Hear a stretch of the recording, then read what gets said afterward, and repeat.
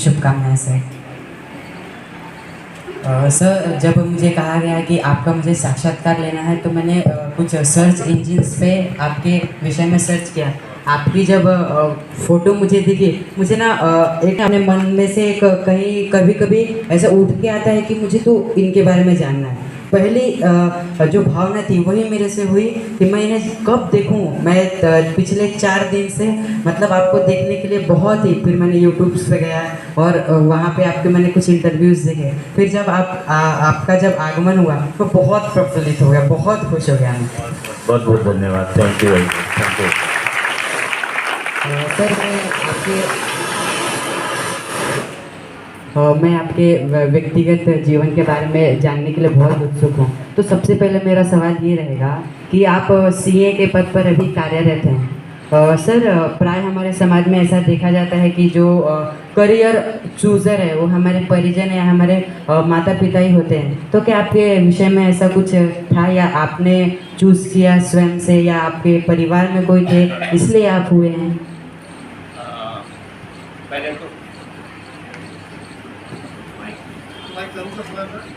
Hello. पहले तो मैं आप सबको शिक्षक दिवस की शुभकामना दूंगा। और आपने मैडम ने बख्शी सर ने मुझे बुलाया, उसके लिए बहुत बहुत धन्यवाद। आपने मेरे लिए क्वेश्चन पूछा कि मैंने सीए कैसे चुना। ऑनेस्टली ऐसा है कि मेरे को करीब 60 साल पहले जाना पड़ेगा। 50 साल, मैं अभी 66 का हूँ। मैंने भी आपकी तरह, आप मराठी मीडियम में पढ़ते हैं, मैंने पूरी शिक्षा हिंदी मीडियम से की थी, राजस्थान से की थी। और पढ़ने में बहुत ही कमज़ोर था। मतलब जो 11वीं तक की पढ़ाई है, जो हमारे पहले 10+1 सिस्टम होता था, 10+1+3, और आप जब भी 10+2+3 है, तो हायर सेकेंडरी तक मैं 2 बार फेल हुआ। तो मेरे को 2 साल ज़्यादा पढ़ना पड़ा, इसलिए आपसे थोड़ा 2 साल ज़्यादा पढ़ने का अनुभव है। एनीवे, हाँ, उस समय हमारे ज़माने में, आपके भी शायद 11th-12th में सब्जेक्ट लेने पड़ते हैं, हमारे ज़माने में 9th में सब्जेक्ट लेना पड़ता था। और मेनली 4 चॉइसेज थी कि आप साइंस मैथमेटिक्स लेंगे तो इंजीनियर बनना है, साइंस बायोलॉजी लेंगे तो डॉक्टर बनना है, और कॉमर्स लेंगे तो सीए बनने की कोशिश करेंगे, और आर्ट्स लेंगे तो आपका कोई भविष्य नहीं है, ऐसा ही सोचा जाता था। तो मेरे को ये अपने इंजीनियर बनने का शौक़ था, तो मैंने साइंस मैथमेटिक्स ली। तो उस समय शायद 9 सब्जेक्ट होते थे 9th में। 9 में से मैं सिर्फ 2 में पास हुआ, एक ड्राइंग में और एक मैथमेटिक्स में, बाकी सब में फेल हो गया। तो फिर पिताजी ने कॉमर्स दिला दी, पर कुछ ऐसी कृपा रही, कुछ अच्छे दोस्त ऐसे मिले, कुछ अच्छे टीचर ऐसे मिले कि फिर पीछे मुड़ के नहीं देखा और सीए हो गए।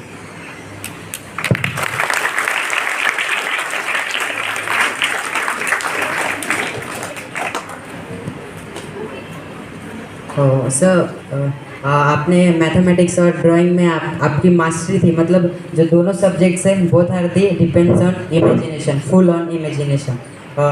सर, आपने अभी बताते हुए कहा कि आप राजस्थान से बिलोंग करते हैं। सर, मुझे जहाँ तक की जानकारी है, आप 39 देशों में अपने कार्य के सिलसिले में आपने पूरी जानकारी निकाल ली है। Thank you sir. भ्रमण कर चुके हैं कार्य के हेतु। परंतु मेरा एक सवाल है कि मैं प्राय टीवी में या जो रहते हैं उसमें ऐसा देखा जाता है कि यदि कोई व्यक्ति विदेश जाता है तो वहीं पे वो सेटल हो ही जाता है। 95% चांसेस रहते ही है। परंतु मुझे खुशी इस बात की है कि आप विदेश में गए, परंतु आपने हर मतलब जैसे कहते हैं ना कि मुझे कुछ वहाँ से भी लेना है, हर जगह कार्य करना है, परंतु मैं लौट के सारे जहाँ से हिंदुस्तान हमारा ये जो वाक्य है पूरे विश्व में गूंज रहा है, मैं उसी पे टिका रहूँगा। तो मेरा प्रश्न इस तरह रहेगा कि आपने राजस्थान से आपकी जन्मभूमि रही, परंतु आपने राजस्थान को नहीं चुना, भारत में आपने नागपुर को ही क्यों चुना? हम तो नागपुर के, हमारा जन्म यही हुआ, तो हमें गर्व है। तो आपको कौन सा फैक्टर ने अट्रैक्ट किया कि आपको बस मुझे यहीं पे रह के ज़्यादा समय तक कार्य करना है? तो एक्चुअल में मेरा ये नागपुर में तीसरा गमन है। मैं सबसे पहले 1982 में आया नागपुर में, जब मैंने सीए कर ली थी और 2 साल का एक्सपीरियंस था और मैं बॉम्बे में था और एक कोई वैकेंसी निकली थी तो मैंने अप्लाई किया और मुझे यहाँ जॉब मिल गया, मैं आ गया। तो that you can say because of vacancy I came here. Second time फिर मैं बाहर जाके फिर वापस आया तो यहीं पे जॉब मिल गया और मैं आ गया। लेकिन तीसरी बार जो नागपुर आया मैं 2004 में, वो मैंने खुद चुना नागपुर। उसका कारण ये है कि शायद आप लोग सब छोटे हैं लेकिन बख्शी साहब वगैरह को मालूम होगा कि यहाँ पे 2000 में एक श्री चंद्रशेखर साहब म्यूनिसिपल कमिश्नर बन के आए थे और उन्होंने नागपुर को अति सुंदर कर दिया। मतलब चौड़ी रोड, पेड़ वगैरह बहुत सारे, मतलब नागपुर एक बहुत ब्यूटीफुल सिटी हो गया। तो फिर यहाँ आके मुझे लगा कि नहीं, ये जगह है जहाँ पे मुझे रहना चाहिए, क्योंकि उस समय मेरे को जॉब से ज़्यादा ये सोचना था कि मेरे को रहना कहाँ है, अपना लास्ट डेज मुझे कहाँ निकालना है, रिटायरमेंट कहाँ निकालना है, इसलिए मैंने नागपुर चुना। Thank you. नागपुर चुनने का तो मुझे पता चल गया, पर अब मैं ये विचार अभी कर रहा हूँ कि आपके जीवन का टर्निंग पॉइंट क्या रहा होगा? जीवन का टर्निंग पॉइंट अलग अलग, क्योंकि जीवन मेरा काफ़ी बड़ा है, 66 साल हो गए, तो अलग अलग पॉइंट आते हैं। सबसे पहला टर्निंग पॉइंट था जब मेरे फादर ने मेरे को फोर्स किया कि नहीं, तुझे सीए ही करना है। हालांकि घर की स्थिति ऐसी नहीं थी कि वो मुझे सीए करवाते, लेकिन फिर भी उन्होंने अपने लिए कुछ नहीं किया, लेकिन मेरे को सीए कराने के लिए प्रेरित किया। तो वो एक टर्निंग पॉइंट था। सीए हो गई तो टर्निंग पॉइंट था। उसके बाद मैं करीब 10-11 साल इंडोनेशिया रह के आया और फिर मेरे को ऐसा लगा कि मुझे खुद का अपना व्यवसाय करना चाहिए। तो 2002-2004 में मैं नागपुर आ गया था और अपना व्यवसाय किया, लेकिन सफल नहीं हुआ। तो वो भी एक टर्निंग पॉइंट हुआ। और फिर यहाँ पे एक SMS ग्रुप है, FMCG ग्रुप, उनके साथ में हूँ मैं भी, और वो भी एक टर्निंग पॉइंट था। तो कई टर्निंग पॉइंट आते हैं ये जीवन के अंदर, बट अलग अलग टर्निंग पॉइंट। सर, इम्पैक्टफुल कौन सा रहा? सबसे ज़्यादा इम्पैक्टफुल कहूँगा तो मेरा जब वापस आया और मैंने एक असफलताएं भी सहन की, वो मेरे लिए एक काफ़ी लर्निंग पीरियड था। और यहाँ पे सेटल होना और जो डिसीजन लिया और उस पर अड़ा रहा, वो मेरा एक अच्छा टर्निंग पॉइंट था। सर, जब मैं आपकी जानकारी निकाल रहा था सर्च इंजिन के माध्यम से, तो मैंने वर्ड्स ऑफ विजडम, ये पुस्तक है जो आपके द्वारा रचित है। मुझे ना इसके बारे में थोड़ा जानना है, क्योंकि पुस्तक जो पढ़ने का जो एक कहते हैं आदत मुझे लग रही है, और मैं चाहता हूँ कि इस वर्ड्स ऑफ विजडम को मैं पढूं। तो मैं ऐसी कौन सी बातें हैं जो उस पुस्तक को बाकी पुस्तकों से कंपैरिजन नहीं है, परंतु क्या आकर्षित कर सकती हैं उसमें बातें? बहुत अच्छा क्वेश्चन पूछा आपने। और एक्चुअल में 1980 के अंदर मैंने सीए कर ली, और जैसा नॉर्मली होता है कि सीए या डॉक्टरी और करने के बाद में आदमी अपने प्रोफेशन के बारे में तो पढ़ता है, लेकिन दूसरी चीज़ें पढ़ता नहीं है। तो ऐसे ही अप टू 1992 तक, मतलब 12 साल तक मैंने कुछ भी दूसरा नहीं पढ़ा जो जिससे कि मेरी ज्ञान वृद्धि हो या मेरे को और नॉलेज अच्छी मिले। तब मेरे को एक हमारे ह्यूमन रिसोर्स HRD के हेड थे मिस्टर जॉन विजयरंगम, आज शिक्षक दिवस पे मैंने उनको आज मैसेज भी भेजा कि भाई उन्होंने मेरे को दूसरी किताबें पढ़ने में रुचि दिलाई और स्टेज पे कैसे बात करना है उसके अंदर रुचि दिलाई। मैं पहले स्टेज पे खड़ा होकर बात नहीं कर सकता। अगर आज से 30 साल पहले मिला होता तो शायद मैं मना कर देता कि आप इंटरव्यू मत लीजिए मेरा। तो उन्होंने मेरे को बहुत सारी दूसरी किताबें पढ़ने के लिए रुचि दिलाई। तो मैं क्या करता था कि जितनी भी किताबें पढ़ता था और उसमें जो भी अच्छे लाइन्स या अच्छे पैराग्राफ्स हैं उनको नोट करके रखता।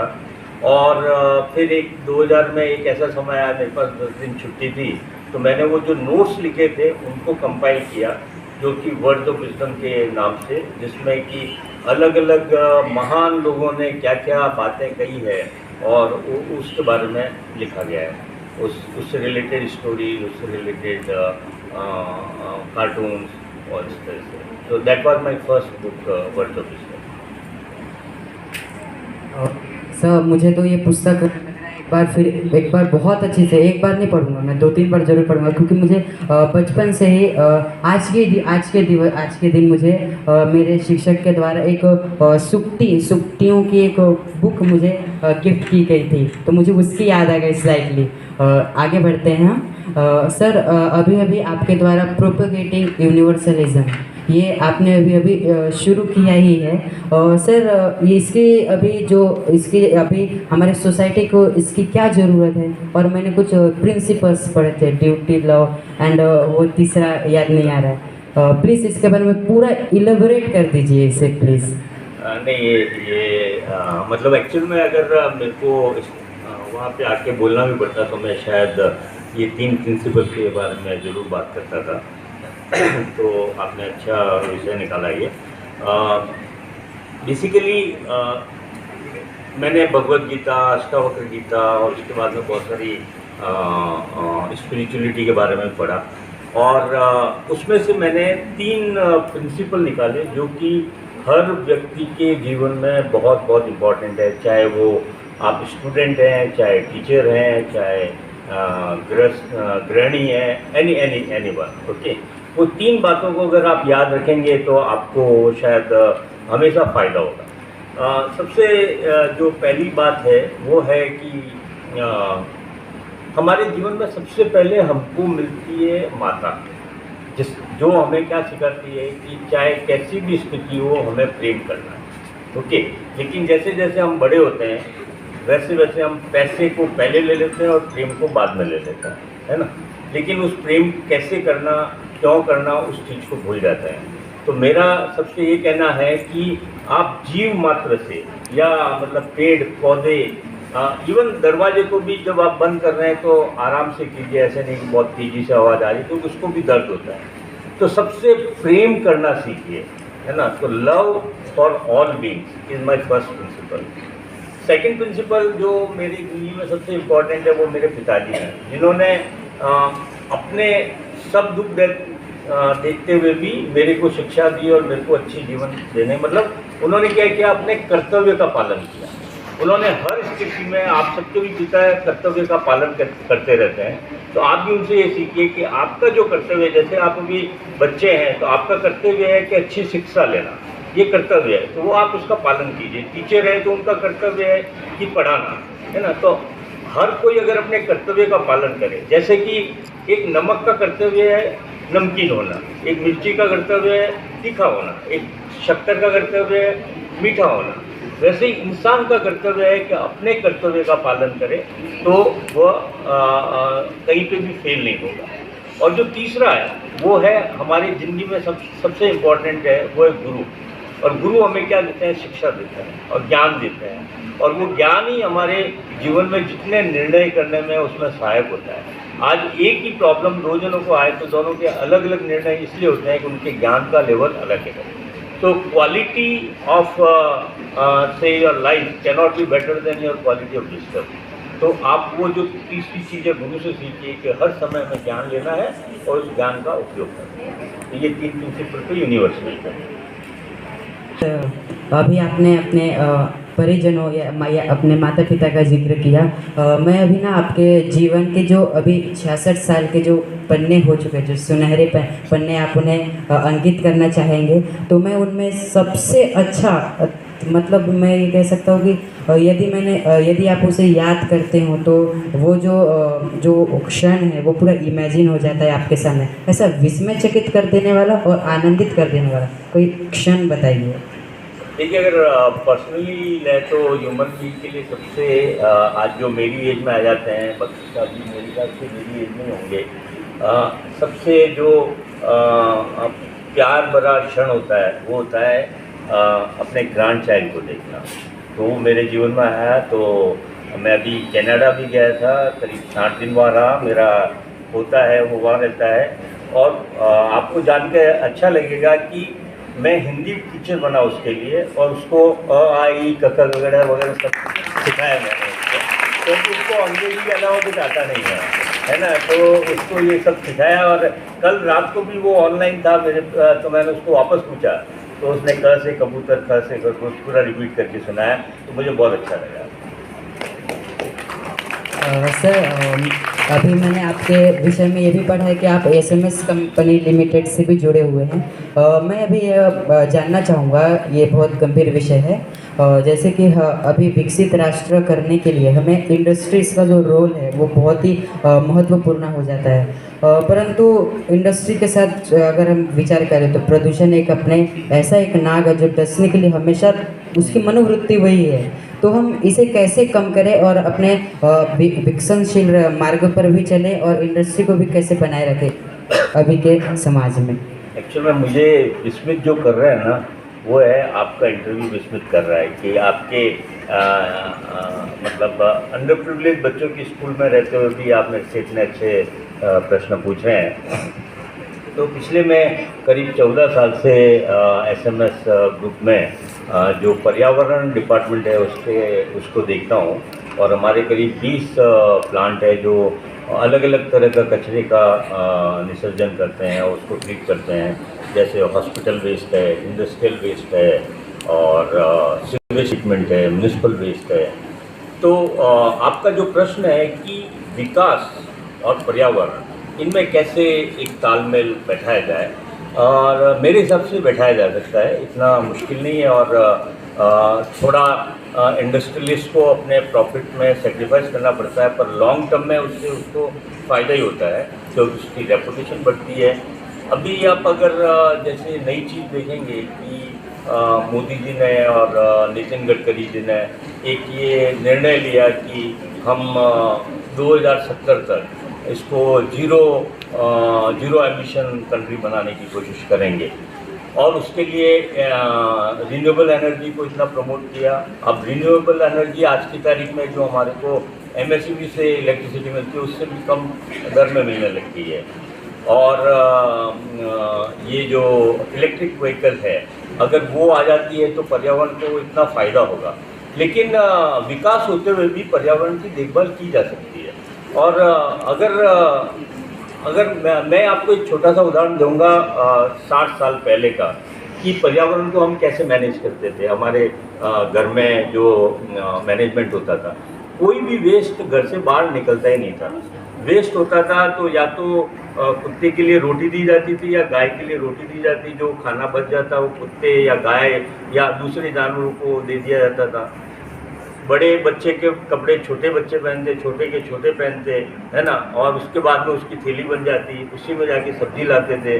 तो वेस्ट जो आज भी हिंदुस्तान में पर पर्सन 250 ग्राम है, वो अमेरिका में 2 किलो है पर पर्सन पर डे, है ना। तो हमारे संस्कृति में ही है कि हम वेस्ट को कैसे मिनिमाइज करें और इस पर्यावरण की कैसे हम रक्षा करें। तो मेरे हिसाब से विकास और पर्यावरण दोनों साथ साथ चल सकते हैं, और ऐसा नहीं है कि विकास करेंगे तो पर्यावरण बर्बाद हो जाएगा।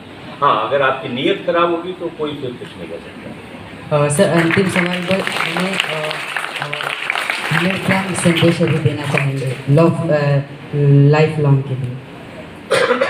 लाइफ लॉन्ग के लिए मैं आपको यही संदेश देना चाहूँगा कि हर व्यक्ति का, हर वस्तु का, हर पेड़ का, हर जानवर का एक अपना कर्तव्य है, एक अपना धर्म है। उस धर्म का पालन करो। आप अभी अगर बच्चे हैं तो आपका धर्म है शिक्षा लेना, आप शिक्षा लीजिए। टीचर है, उनका धर्म है पढ़ाना, वो ढंग से पढ़ाए, अच्छे से पढ़ाए। और हर एक व्यक्ति का एक कर्तव्य है। जैसे आज इसका कर्तव्य है कि भाई ये बजना चाहिए, आज नहीं बजा तो इसने अपना कर्तव्य पालन नहीं किया। तो इस तरह से हर एक को अपने कर्तव्य का पालन करते रहें, तो फिर सब बढ़िया हो जाएगा। Thank you. धन्यवाद सर, बहुत बहुत